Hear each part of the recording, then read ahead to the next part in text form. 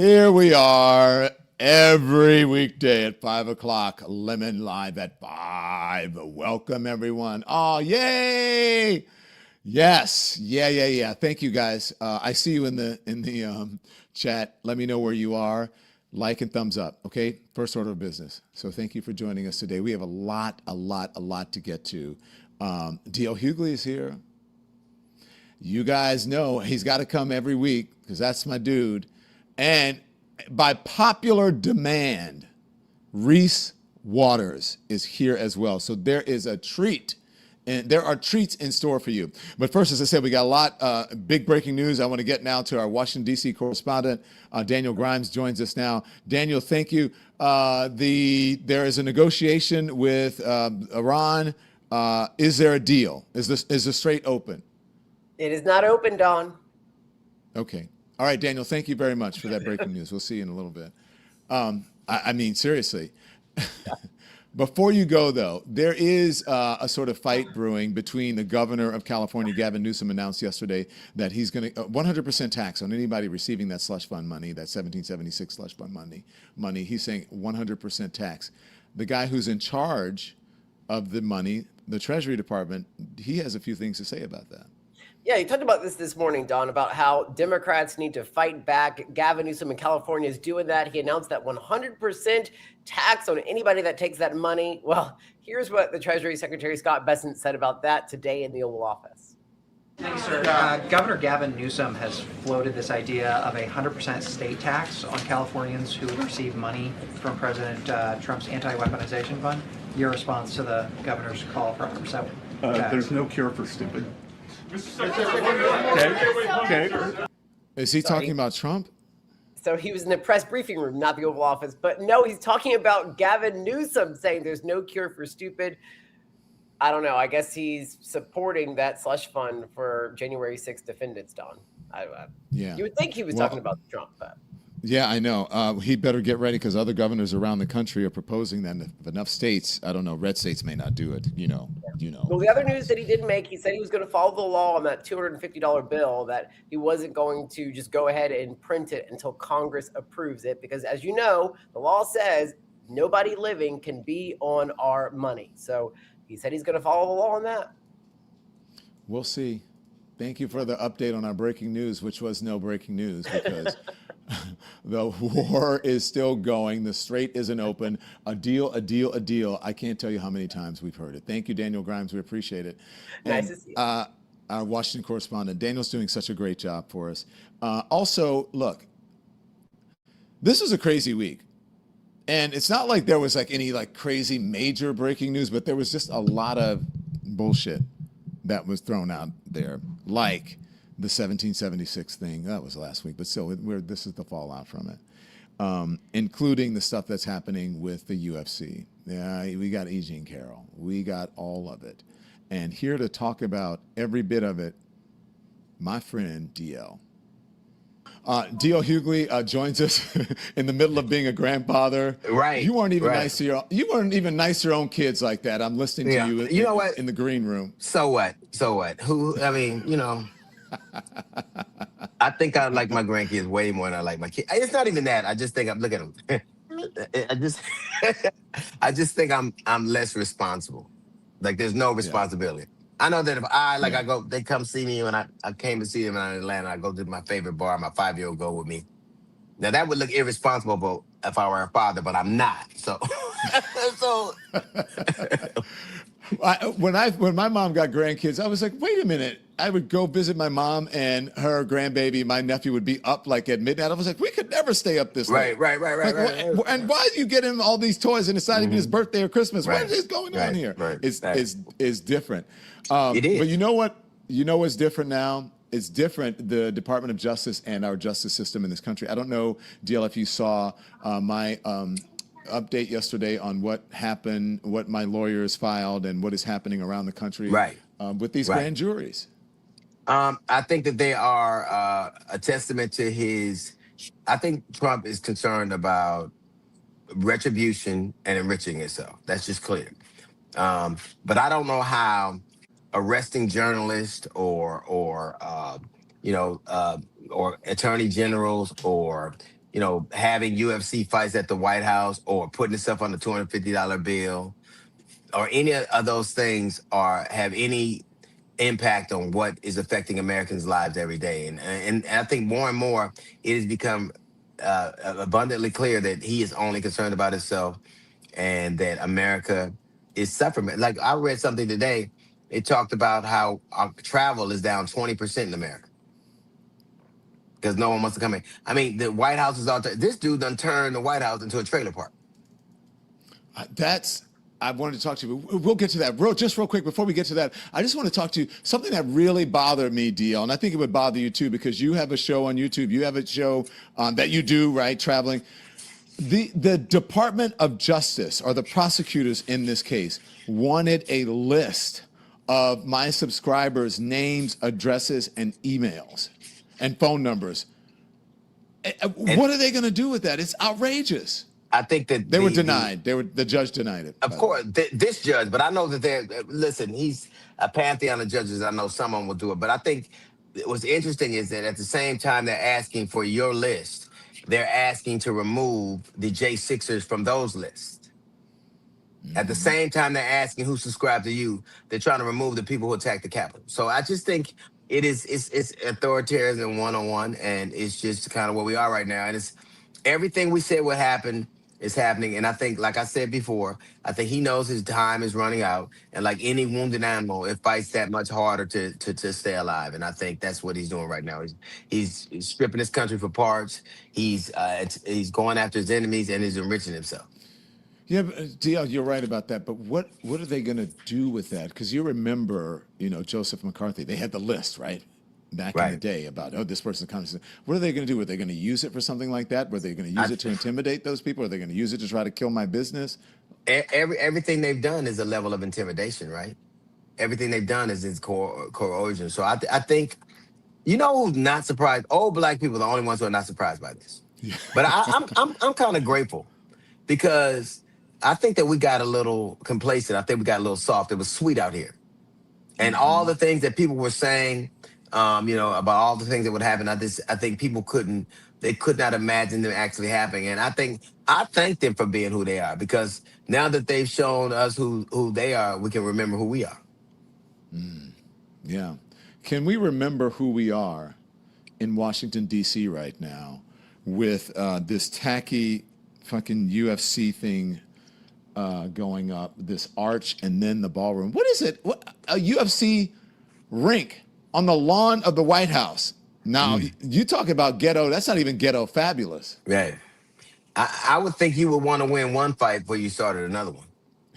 Like, you can't have an ultimate fighting championship when a middle power fought you to a standstill. And I just think all of these are distractions. And they don't do anything about like I said, the concerns of everyday black people, everyday Americans, which is, affordability, which is food, which is gas, which is, fertilizer, which is healthcare. So none of this helps, but it's like the Romans used to have games at the Colosseum as a distractive mechanism. That's exactly what happened.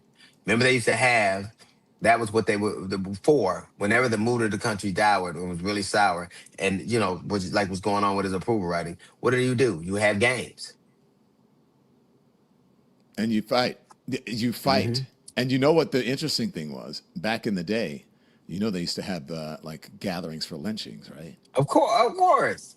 That's why they're trying to kill his shit. Like, like I said earlier, I think the only people who are shocked, the only people who are not shocked, are old black people. And old black people knew exactly what was going to happen. They're the only ones who are not shocked. They're the only ones who, have a point of reference for this. I think that, and again, I'm grateful because, that old adage, without a death, there can't be a resurrection. I think our idea of what this country is and our place in it needed to have an awakening and a reckoning, and I think it is now. Well, my saying is old people be knowing. So I think you're right about old people. They're not shocked. But can you imagine, though, DL, any other president, and especially the black president, putting up some shit like this in front of the White House? They would have run Barack Obama out of town. Yeah, but I think Donald Trump's more like presidents, more like how presidents were traditionally. Donald Trump is not acting new. For Donald Trump, this is retro. There are more presidents who've assaulted women, who've been accused of, who had sex with underage. There are more presidents like that than haven't been. If you look at our money, it's littered with people who would be criminals now. Like it's just some of the stuff they've done. So I think Donald Trump's behavior is not new; it's retro. You get to be as hateful and a lot of the things that the president tried to do in terms of stripping powers away from the president, well, because they wanted to avoid where they obviously saw the country was going. And I think he is an example of where we have been. Well, every time I think, DL, the bar can't get lower, it does. And Yeah. it's probably going to get a lot lower. We're gonna all be limboing by the time this is over. You're going to have a strong back for how low Oh this yeah, thing is going to yeah. But every time I think it's going to get lower, I mean, it can't get any lower, and it does. Donald Trump was found guilty of liable in a civil court for sexual abuse. But the judge made it clear that it was rape by any other name. So sexual battery. In a Washington Post story, he did say that it was akin to rape. And then she won a defamation suit twice, and the appeals, it passed the appeals process. What's his name? Todd Blanche was Donald Trump's lawyer in the appeals portion of it. He's now the Attorney General of the United States. He had to recuse himself. What kind of bullshit is this now that they want to criminally investigate her? He has a secret police. He deliberately replaced all of the people in important positions with loyalists. So I don't think we can be shocked by this. I do think that it is one of the reasons we're in the situation we're in with the economy, I think with the war. I think that he put the predicate was never on expertise or even it was just loyalty to him, fealty to him. If you look at what's happening in Iran, it is exceptional brown men who are fighting mediocre white men. You can't tell me that whoever is leading the Iranian army is more adept at warfare than Pete Heston. That's just true. How didn't you know that they would close down the Strait of Hormuz? How didn't you know that? How didn't you know? Like I think we are seeing what men, powerful men who surround themselves with mediocrity will get you into. Because when you are mediocre, it's petty. Everything's petty. He has, even when somebody dies, I never seen him rise above a moment. I've never seen him never be petty. I've never seen him stoop. Every time you think he can't go lower, he does. And so I think that is the telltale sign of somebody of mediocrity. I think that, and he's surrounding himself with people like that. And now the predicate isn't expertise, it's loyalty. Go after my enemies. Grab money, let's grip, let's openly grip, let's do what we want. And at the end of the day, I'll pardon everybody and we'll all get away with it. I think that we're basically saying the same thing. I was going to say, I can tell you how they, underestimated Iran is because you have someone who has no experience as the Secretary of Defense. Yeah. Right? I'm going to tell you. Someone who has no foreign policy experience as the Vice President of the United States. Sure. You have people in those positions who, in their definition, are DEI hires. You have, and also on the other side, after you went in, you have J.D. Vance negotiating. You have Jared Kushner going as negotiators. Yeah. That's why we're in the mess that we're in now. Let me tell you something. You don't ever want a dude named JD or Mark Wayne to ever negotiate anything. Mark Wayne, how much, it's one word.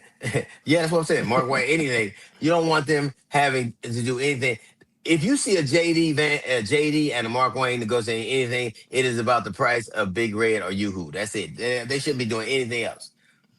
But we're here. Like, you got to remember, this is a society that Cyrus the Great is in the Bible. Cyrus the Great fought the Babylonian Empire. Ezra 1 and 4 is Cyrus the Great. They fought the Roman Empire. They fought the Byzantine Empire. They fought Genghis Khan. They fought Alexander the Great. If you ain't scared of Alexander the Great, you ain't going to be scared of Donald the Dumb. You ain't. We're laughing, but I mean, we're really in a bad situation. People are really suffering right now. And look, he has elevated Iran to the level of the United States Yes. military You, operation and negotiation. but this war can't, because the team that is winning needs to pretend like they lost, and the team that's losing needs to pretend like they won. Hmm. The Oh, team that is winning needs to pretend like they're losing, and the team that's losing needs to pretend like it's winning. And talk to in me order for about this to that. work, What do you mean? in order for it to work, they need to give him something they don't want to. They Hmm. need to give him victory. They need to give him an off ramp, and they keep making more and more demands. Like it is the most ridiculous thing I hear repeated all the time. We had to stop them from getting a nuclear bomb. Every president for the last 50 years has stopped them from doing that, and they didn't have the tumult you did. Yeah. Every president has done it without bomb. Everyone has stopped them from. If the goal is to stop them from getting a nuclear weapon, everyone has done it, and not in such a disruptive way. Yeah. And You know what stopped? Go ahead. I'm sorry. I think it's just he he looks before he leaps, and we all are the worst off for it. And I think that this is just the kind, like last time people gave him another chance. I think to a great degree, because I think the virus was something that he couldn't control, and they blamed a lot of what they liked, that, or they believed that the country was on a good trajectory till the virus happened. Turns out Trump is the virus. Hmm. Turns out he's the thing that's wrong. So. Yeah. You know why he doesn't? Why we're still here and there isn't a deal, according to sources and foreign policy experts, is that the deal that's on the table, folks around him are telling him this is the same as Barack Obama. And Yeah, he cannot sign a deal, which was already in place, and the strait was right. open, and they weren't getting nuclear weapons. And so, what did we win in all of this if we come away with it? Just opening up the Strait of Hormuz. That's the way it was before you Right, spent right, billions of right, dollars of our money right. and caused our gas and prices to go up. Yeah, I think the biggest winners in this, and I think it's not a big secret, are Russia and China. Oh, I think that they're the big winners, and I think America's cachet, our gravitas in the world is eroded. I think that anybody who pretends like that's not a middle power fought the most advanced, the most powerful military on the face of the earth to a standstill. If I'm fighting Mike Tyson and he hits me first, and at the end of the fight I'm still standing, I won. yeah, it's true. Because and we're Mike Tyson in this. Yeah. We're the heavyweight champions, are supposed Yep. to be, and we let some not even And middleweight beat. Israel and they have not, they fought Israel and us, and I just think, I think that we are, and even when he left, Xi Jinping talked about America declining, and the great thing about something like that is, like I said before, without death there can't be a resurrection, and who we were and who we are. Imagine a nation that spends all its money on defense. We spend all of our money on defense, and it would be okay if we were defending ourselves. We've been at war. We're a 250-year-old nation. We've been at war 95% of the time we've been in existence. We found a way. In America, a nation will get more angry with you for stopping a war than starting one. DL, did you pay attention to Texas Of election this course. week? Ken Paxton beat, Yeah. a long time, sort of normal Republican, as normal as you can be in this environment. And this guy has so many If scandals by that we don't normal have you enough mean a time on this show. convicted criminal and fraud and pedophile, I was talking about Cornyn. a convicted, impeached, embezzler, fraud, adulterer, and pedophile neighbor. I guess that is norm these days. No, I'm talking about Cornyn. He was a normal one. And Yeah, then you have Ken Paxton, who is scandal yeah, ridden. yeah. And he ends up being the one to win. But DL, it wasn't even close. And I mean, this guy has a No, rap sheet like, I know rappers that got his rap sheet. Literally, it is. It literally. It is the Christian versus the crook, and the crook looked like the inside track to win. Like this dude let a pedophile gave a pedophile a slap on the wrist. Literally, a pedophile a slap on the wrist. And the worst thing he could say about Tellerico is that he's a vegan. Like I'd rather um a dude eat soy than somebody enable the abuse of boys. It's not hard for me. But the fact that it's a real question, The fact that this, and it is the first time he's done this. Donald Trump has endorsed Roy Moore Jr. in Alabama, and he was accused of being a pedophile. Remember that? Yeah, Herschel Walker. Yeah. Yeah. Like the only reason, like Roy Moore Jr. was running for Senate, Donald Trump endorsed him when he was president in his first term. He was so bad he couldn't even go to the mall, and the only reason he lost because black people saw Roy Moore Jr. rode to the polls on a horse, and they're like, you know what? No. Give me my 97 pieces of ID. I'm getting ready to vote today. I hope that happens. I hope that happens in November. Listen, I really do. I think Texas better never talk about California like that. Our government may be slick, but he ain't no pedophile neighbor. He ain't that. And you know, did you the see truth of the matter, look at the state with the most number of pedophiles in it. Not even just percentage-wise. Texas has more pedophiles than any other state in the country, by a lot. There's so many pedophiles in Texas, it can fill out Arrowhead Stadium every Sunday. And you can see why. Because look at how do you keep a man in place as the chief law enforcement officer of the country, and he lets a dude off who was having sex with a 7-year-old for 3 years? How do you do it? And how are you calling yourself a viable state? Wow. I guess I should say allegedly, but this wasn't. He just No. Yeah. I wanted to. You mentioned Gavin, and you also mentioned Tallarico. Real quickly, Stephen Miller called Tallarico the first trans. That he said that he was transgender. Okay. And even if he is, he got more balls than Stephen Miller.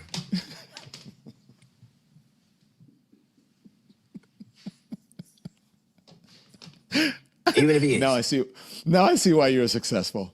Comedy. That shit was good. That was good. Tellerico may not have a dick, but Stephen Miller's head looks like one. So what are we talking about?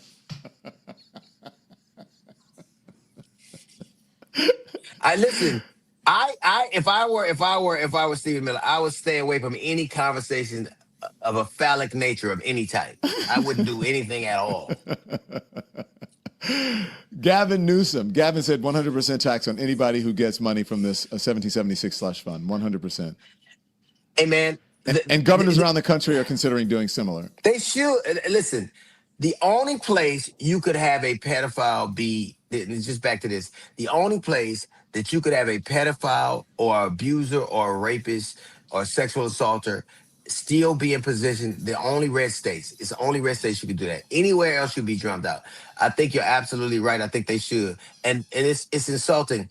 This country is giving reparations to the Italians in 1890.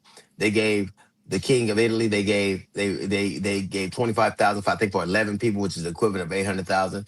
The Reagan administration gave Japanese reparations. We've given slave owners reparations. Now they want to give J6s reparations. The only thing America gave black people was syphilis, and we had to wait in line for that.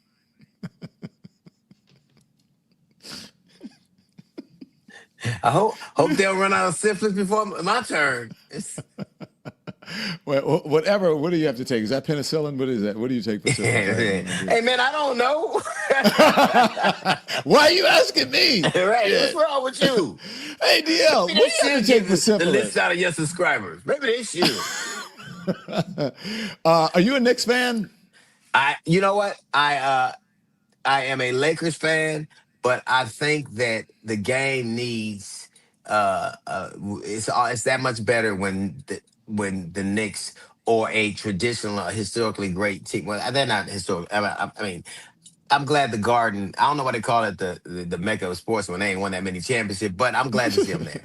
I am. But they are an iconic team. I think simply because they're in New York, they get a lot of attention. Yeah, they're weird, but you know,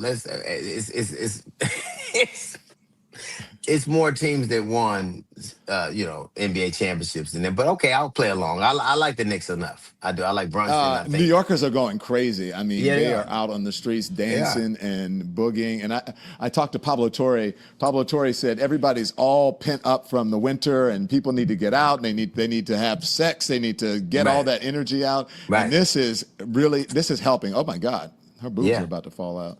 Yeah. I like it. I'll be there this weekend. I'll go there. I'll be there Sunday. You're going to the game? No, the game is going to be in Oklahoma. Oh, I was I gonna hope it's say. Oklahoma. Well, I don't know. It might be San Antonio. When you said I'm gonna be I, there, I thought you were gonna be at a game. You mean you're gonna be in New York? the NBA wanted a big market team. It's clear they didn't want Yeah. two teams in the middle of the country to be. I mean, I think the NBA is and the fan like it's more people that live in New York than probably the state of Oklahoma. I would say, right? Oh yeah. Of I course. guarantee you, it's Of probably more course. people live in Manhattan proper or the five boroughs than live in Oklahoma. So for the game and for visibility, I think this is probably the best thing that can happen. Yeah, you cut out for a moment. I thought you were gonna be at the game, but you're gonna be in New York. That's what you're Yes, saying. Yeah. I'll be when if they come back if it's in fact Oklahoma. Well, no matter who it is, the third game I'll be here. I'm gonna see if I can get tickets for that third game, but that's gonna be impossible. So I'm gonna give it a shot. Don't forget about your boy. Who Never, is that? never, baby. I got you. So But when I when can't they hang around. I can't hang around criminals, so it might be rough. I'll let you go in first. I'm gonna give him your subscriber information to come get you. DL. Crazy. So look, New Yorkers are going crazy. And when Yeah, this first happened, I said, Donald Trump likes to hop in on everything. He wants to join the bandwagon on every single thing. right. And sure enough, they asked him about it. This is what he said. Things are happening. So are you going to the Knicks game next week? No, I was invited to I was going to go on Wednesday, but they closed it out very quickly. And Jim Dolan's a great guy. He's, as you know, owns and in charge of Madison Square Garden. He's having a good year. Boy, what a team. They win all their games. They have some great players. I think I'll be going to one of the games. I was invited by numerous people and Jim, and I think I'll be going. It's great to see it. Why? Well, Don't it's weird go. because last time he was in a Nazi, last time he was in Madison Square Garden was a Nazi rally, and Tony Hinchcliffe was telling that Puerto Rican joke. So I think this time this audience might be different. I think he might have been welcome at that. Listen, it's clear wherever there's diversity, people don't like him. Stay in Florida, Alabama, stay in red states because generally they don't. And I think it's going to gum up the works. I think it's going to be a distraction. But he's the president. I guess he can go wherever he Pablo wants to. But Torre he's gonna said get. there are this. Go ahead. Oh, sorry. There's a I'm delay. sure he's gonna get booed, but That's they'll what I was edit gonna it to say. make it look like the cheerleader. That's what Pablo Torre said. There are these things called boos, and he will probably hear a lot of them Yeah, in that yeah, stadium. So yeah. what is going on in your state with Karen Bass and Spencer Pratt? Spencer Pratt is raising like $3 million. And you guys have a mayor who I think is a good mayor. It's very effective. Cares about the city. What's up? Yeah, Is Spencer Pratt going to be the next she's mayor? black and she's a woman. Oh, She got. But listen, I don't. Well, if I got anything to say about it, but it doesn't say something. I don't give a damn how qualified you are, how many degrees you have, how much experience you have. When you're black or brown, they're going to question your qualifications. And when you in white, all you got to be is a game show host or a podcaster. Like the things they're blaming her for is like the homelessness. Homeless been around in Los Angeles since the 1970s. So how, all of a sudden it's the first term black female mayor's fault. There are more homeless in New York than there are in Los Angeles. Is that her fault? What's more likely to be true? Because one phenomenon that's consistent about people with large homeless populations. Los Angeles and New York have two things in common. They have large homeless populations, and they have the highest concentration of millionaires and billionaires in the country. So what's more likely, the greed of billionaires that causes this lack of, the fact that you can't you can't satisfy the wealthy, or this black first-term female mayor? What's more likely? what's more likely? Yeah. So it's not. I think, and if we didn't learn from the game show host who's ruined the country, like we didn't learn from that, so we'll see. I think. I think the answer, I think he does what Trump has done. He's playing from that Trump playbook where you say something's a problem, but never tell people what you're going to do about it. You think This just is what being I a was. white guy is going to be enough. So listen, this is where you and I differ. Well, sort of, because I agree that the person should be a person of experience and political experience and all that. But I don't think that that's the time that we're in right now. I think people want people who are going to be effective. They want people who are going to go after the Democrats, at least on the Democratic side. They want people who are going to go after the Republicans once they're in office. They don't want someone who's like all policy wonk and mealy mouth. They want someone who's going to stand up. He's saying all the right things, and there are other candidates I see, or other people who are, maybe in the mix to be president or whatever, and they talk a good game. And sometimes a good game is all you need right now. I believe in this moment. Well, then we deserve it. We deserve it. I think that we live in a time where people don't necessarily learn the lessons. How are those decisions working for you? This is a guy who has no, only in politics with a guy who have no experience. No, when you said the people's desires are they want somebody who's effective. The only way to gauge your efficacy is if you've done it before. Mm-hmm. All you've been is a reality show star. That's all you did. All you did, you showed us pictures of the Olsen twins in compromising positions. I don't know that helps us at all. But this, I hold out more hope for the city I love and grown up in than I think maybe I should. But you talk about a city that is in a state with the largest economy in the world. California has the fourth largest economy in the world, and I remember last time we did that with Arnold Schwarzenegger. Look what he did to California. So, yeah. Dio, I think that I'm glad that we're heading out to talk, because we'll be able to educate people about this and let them get it out. So we start in August, right? August, but a lot more jokes. Well, that depends on how how this keeps going. What do you mean? Wait, is this a probationary period for me? Is that what I'm you're not saying? even saying that. I'm not even saying. What do I look like, Todd Blanche? I'm not him. I don't know. DL Hughley, thank you, brother. Hey, I man. love you. I can't wait to go. I I love can't you, wait to man. go out on the road with you. I'm Man, so can't happy wait. that you agreed to do this, or that we are doing this together. I shouldn't say that. You making me a better person, a better communicator, a better journalist. I can't wait to get on the road and talk about I this. think you like me so much because I got bail money. I think that's it. But you know what? Whatever. I'll take my friends where I can get them. I love you, man. See you later. Dio Hughley, Take care, everyone. For Support sure. for the show comes from Shopify. You know that feeling. It's late, you're scrolling, and suddenly you find exactly what you have been looking for. You add it to your cart, you head to the checkout, and then you realize, my wallet, not anywhere near me. Then you see Shop Pay, and boom, one tap and done.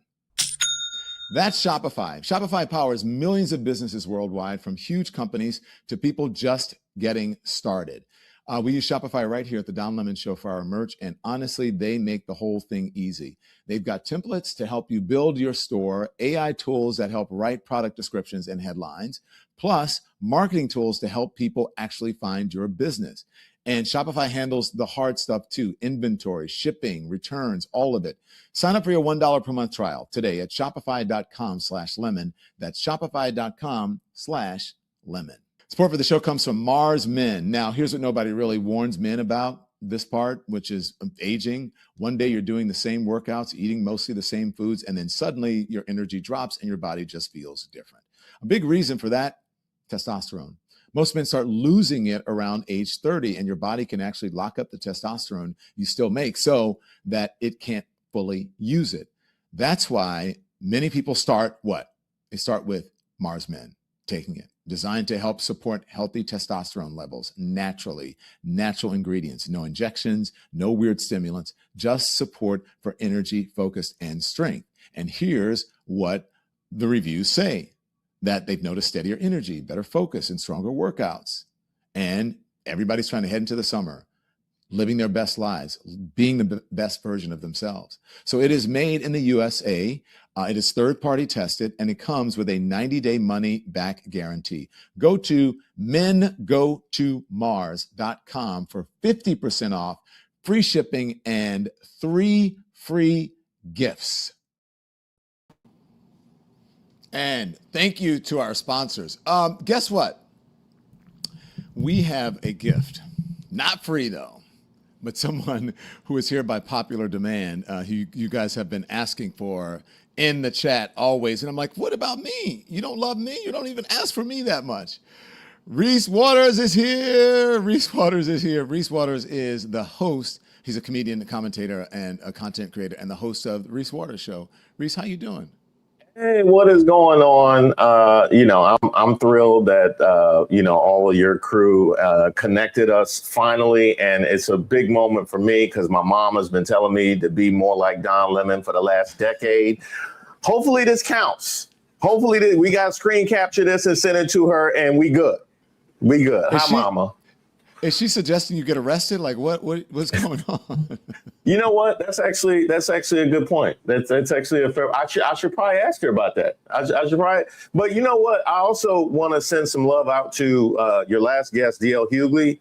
It's like crazy that we would be on the same show because people were calling me DL Hughley the whole time that I was coming up. Not because our comedy was the same, just because they thought that I looked like DL Hughley. So I want to apologize to him because people thought DL Hughley was bombing in the back of coffee shops and open mics when he was supposed to be on national television. Like, I just saw DL Hughley on national TV. What is he doing on the subway train? That was me. Yeah. I hope he heard. He'll probably hear that. Reese, let me ask you this. You obviously you're a comedian who you said bombing in the back of coffee shops. Not anymore, though. We just had DL Hughley on. Earlier, I did an interview. I sat down with Trevor Noah, and we talked about this as well. Can we talk about the Kevin Hart comedy roast? What'd you think? Multiple things can be true. Okay, which is we face that when it comes to our political world all the time, do we not? Multiple things can be true. I think that when it comes to a roast, the objective generally is to make people uncomfortable, especially with the kind of material that you would hear at a traditional comedy show.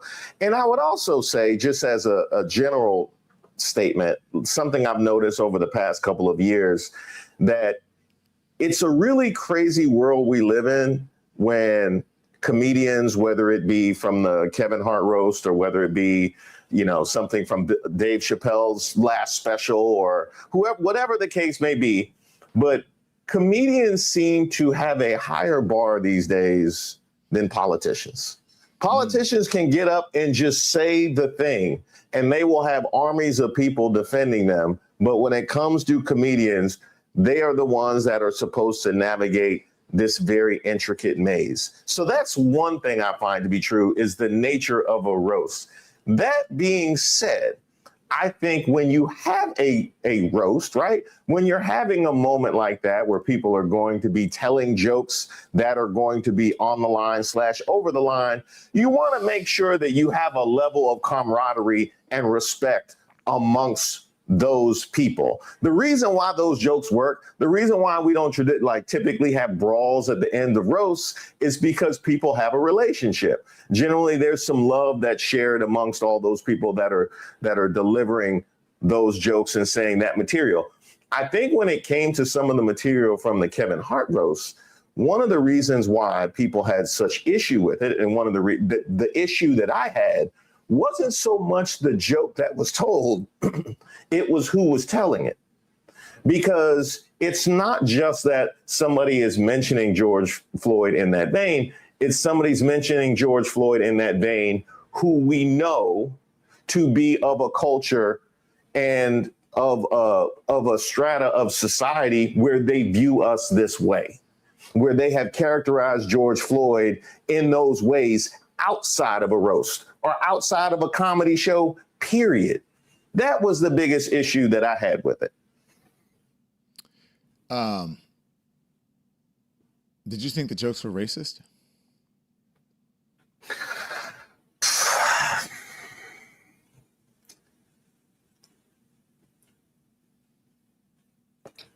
I do think that the jokes were racist. I do think that the jokes were racist.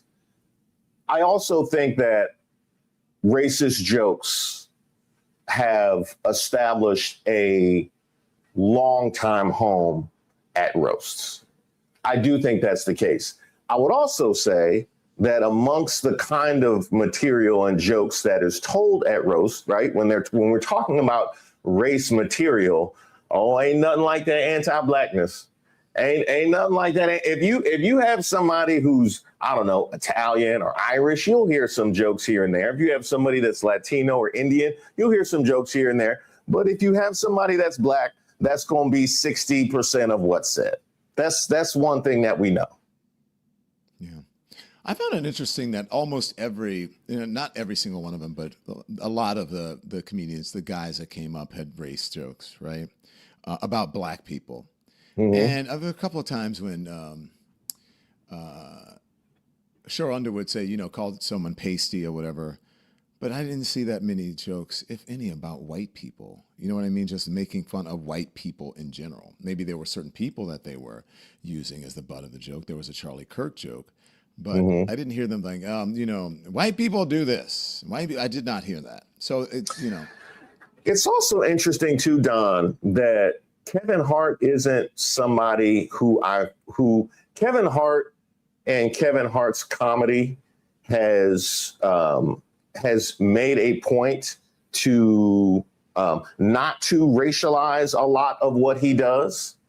It's not as if somebody who is somebody that's constantly talking about race and therefore it would be intrinsic to a roast of him for it to go there. So for there to be this much race material surrounding Kevin Hart says to me, it doesn't exactly matter who it was. It's just the fact that they were black. This is what it's going to be.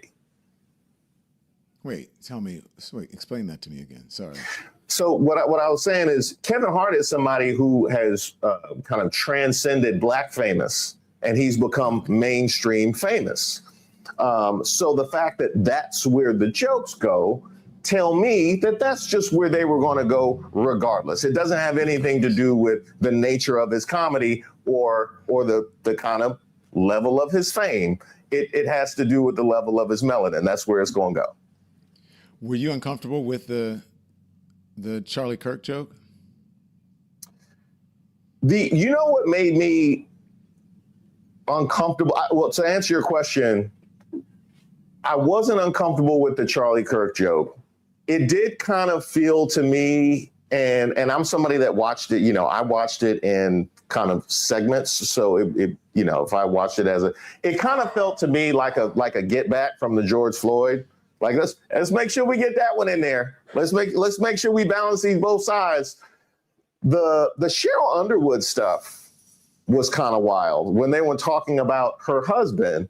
And to the point that I made about roasts and the nature of jokes at roasts, apparently she had communicated that this was okay for them to tell those kinds of jokes. So this is what we're going into. What about the George Floyd joke? How'd you feel about that?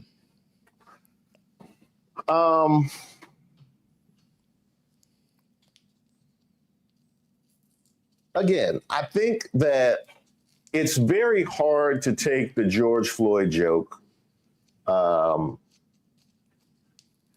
in a vacuum outside of this culture where we have a platform in Twitter that has never stopped telling George Floyd jokes.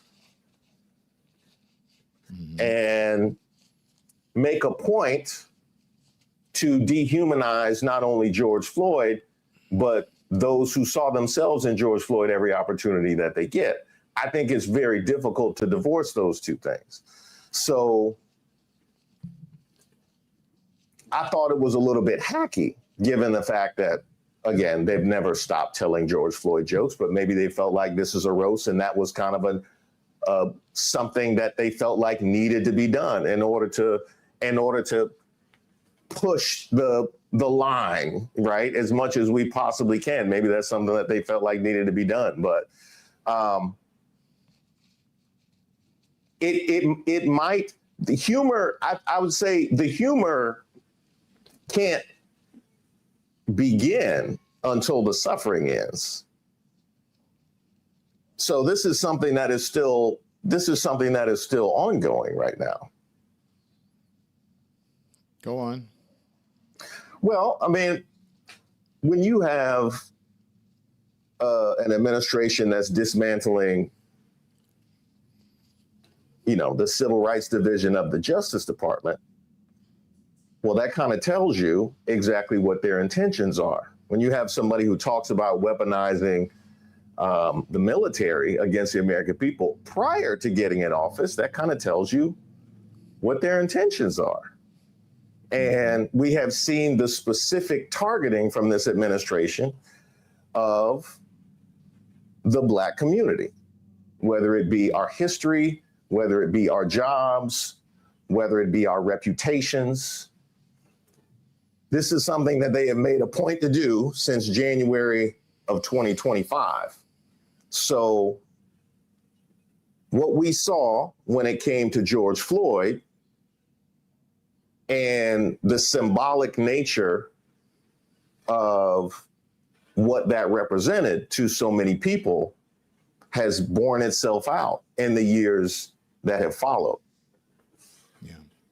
I know that people try to make George Floyd and Charlie Kirk an apples to apples comparison. I don't think that it is. Number one, Charlie Kirk was a very public person who gave very strong opinions about how he felt about Black people and women and all of that. George Floyd was not a public person. He was a private citizen.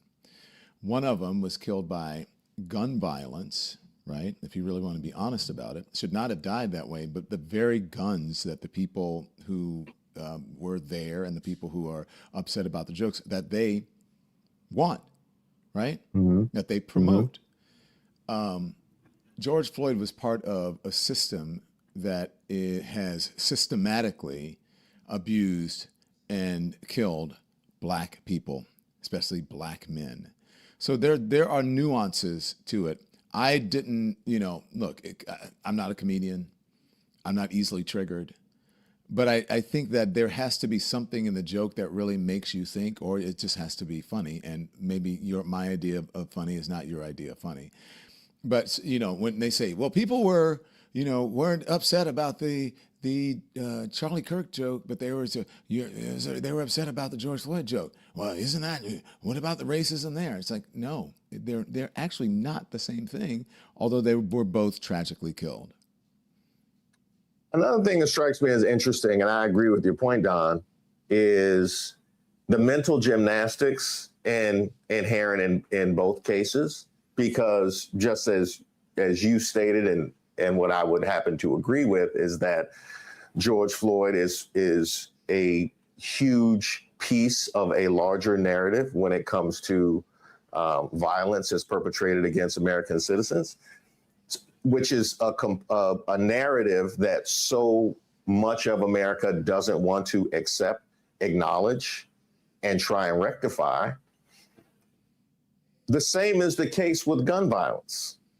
The same is the case with the kind of political violence that we have seen over the course of the last couple of years, and certainly the political rhetoric that we've seen over the course of the last couple of years. And they don't want to grapple with that either. This is not the conversation I thought I would be having with you, but I like to go where the conversation goes. Reese, I want you to hang out a little bit. If you give me 2 minutes, I got to get a word from our sponsors in. Mm-hmm. This episode is brought to you by Helix. Now listen, when you are juggling shows, news, travel, and life like I am, sleep becomes non-negotiable. And for a while, I just wasn't getting good sleep. I was waking up sore, overheating, tossing around and turning, honestly feeling tired in the morning. And so to make a change to Helix. Sleeping now, I've noticed a difference pretty quickly. I fall asleep faster, stay asleep longer, wake up actually feeling rested. And I love that Helix has more than 20 different mattress models, so you can find what actually works for your sleep style. They ship it right to your door. You get a 120-night sleep trial, and there is a limited lifetime warranty. There's even a study showing that 82% of people saw improved deep sleep after switching to Helix. Go to Helix, Helix, sleep, sleep.com/Don for 27% off site-wide. We are sponsored by Incogni. Now, let me tell you something. Your personal information is everywhere online. Your phone number, address, relatives information, shopping habits, companies that you have never heard of. They're buying and selling that information every single day. A friend of mine dealt with identity theft issues and recommended that all of us in our friend circle start paying more attention to how exposed our data really is online. And honestly, once you see it, it is unsettling.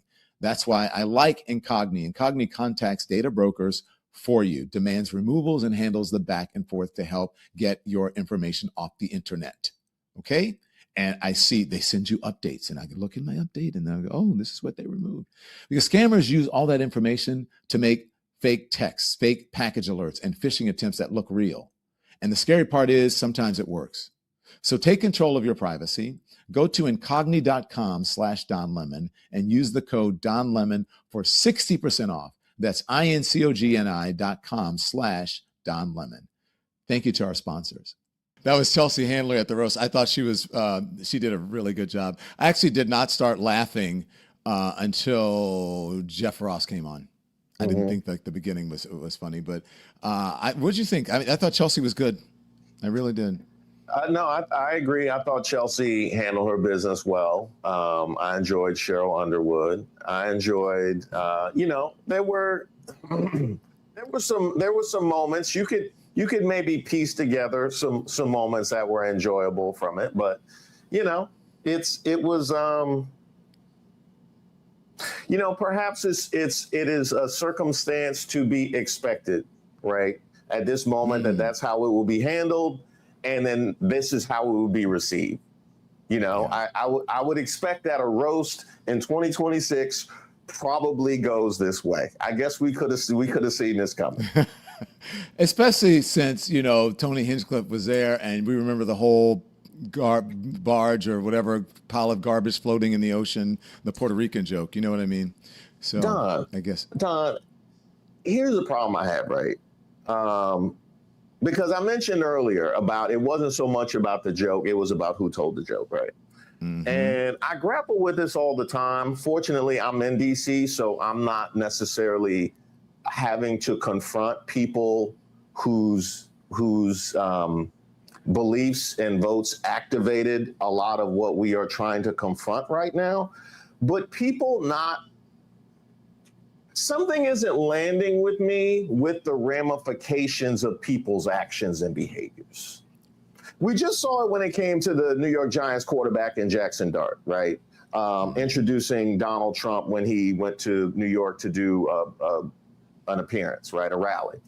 And you saw the response from one of the edge rushers, Abdul Carter, who couldn't believe that he would stand next to Donald Trump. And of course, the sports media is aflame. And he's calling out his quarterback publicly. That is, you don't do that in the locker room. Well, something is not connecting between the ramifications of what your support has meant for me, has meant for my family, has meant for, women, has meant for any number of people. We're content creators. We have to grapple with it all the time. You certainly are dealing with it on an ongoing basis. Something isn't connecting between the ramifications of your behavior that we can sit here and ignore it and stand together as if you didn't do the thing. I don't understand that. I do. I hear you. I do think despite or in spite of everything that happened, I happen to enjoy Cheryl Underwood. She agreed to the jokes. I don't know. That's her thing. I didn't, that was like, when that was happening. But I thought she stole the show. Roll Cheryl. Made it out of motherfucking. That joke was not in the prompter. Oh, that is so funny. She brought Def Comedy Jam to the roast. I love that. She brought my whole childhood to the roast. Do it, Cheryl. Queens of comedy. Yeah. That was good. Yeah. That was really, really dope to see. And it's great to see people get their flowers for so long, so many years of putting in work. Stand-up is one of the craziest professions because so much of it happens in the dark. I mentioned the open mics and the coffee shops. So much of it happens there. you got to put in dues for long periods of time. And so it's so good to see her get her flowers and the recognition that she deserves, even what I see right there in the chat. Yeah, look, and I have to say, I don't know if you look. Let's talk about Kevin Hart. He's on the Breakfast Club. He's getting a lot of blowback from this, and I think it gets to him, but at some, maybe it doesn't get to him. In some ways it gets to him, in other ways it doesn't. But him having to explain, and he said, "Look, you guys don't know," and I'm paraphrasing here. You don't know what it's like to sit in that seat and have to make those decisions and operate at this level, and so, how do you think he's handling the response to this? Did you see his appearance on the Breakfast Club? I did not see his appearance on the Breakfast Club, but I think Kevin Hart's biggest error was how he reacted when some of those jokes were told. That was his biggest error, because even I know, right, with some of the stuff that I talk about on my channel, and I'm like, okay, I got certain feelings about this, but I gotta kind of frame it in a certain kind of way, because it can look bad, right? If I'm overreacting, look, you gotta make sure that you know what I mean? You gotta make sure that you frame it as, I got a lot of neutral faces that go on my thumbnails. I got a lot of neutral faces for content that when I saw it, I was smiling, but I can't smile on the thumbnail. Kevin Hart should have known that.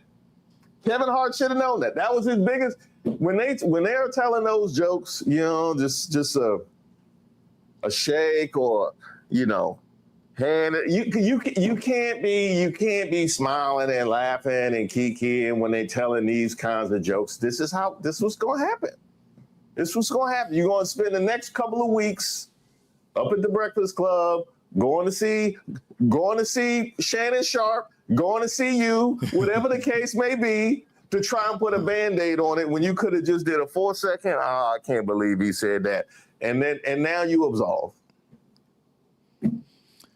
Thank you for discussing that. Because I did not plan to have this conversation with you, but since it was comedian, you brought up DL, and I'm like, well, let's ask him the question about that, because that has been, in the news, and Kevin was on Breakfast Club earlier this week. So what is on your mind this week? I know that you're covering a lot. What is the number one thing news story right now you think what is the most important? I still can't get over that Kim Paxton was able to find this many women to be adulterous. I can't believe that. I remember back when adultery was for good-looking men. In fact, that was one of the biggest pluses that I had when I was coming up. I would tell a little girl, you ain't got to worry about me. You ain't got to worry about, hey, if you agree to go with me, we gonna be together forever.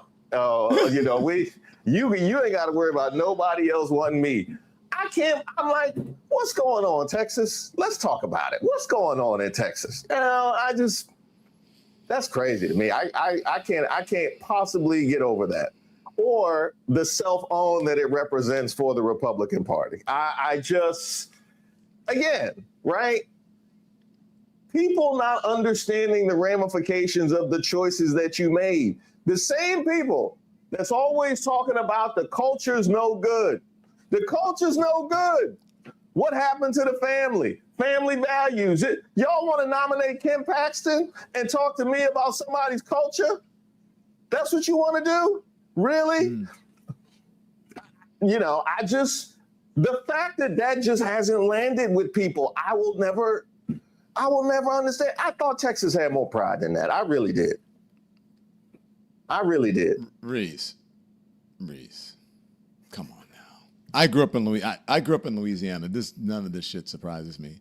But I mean, look at where we are right now. The Epstein files. They wanted it out, and now all of a sudden they're protecting Donald Trump because he's in there.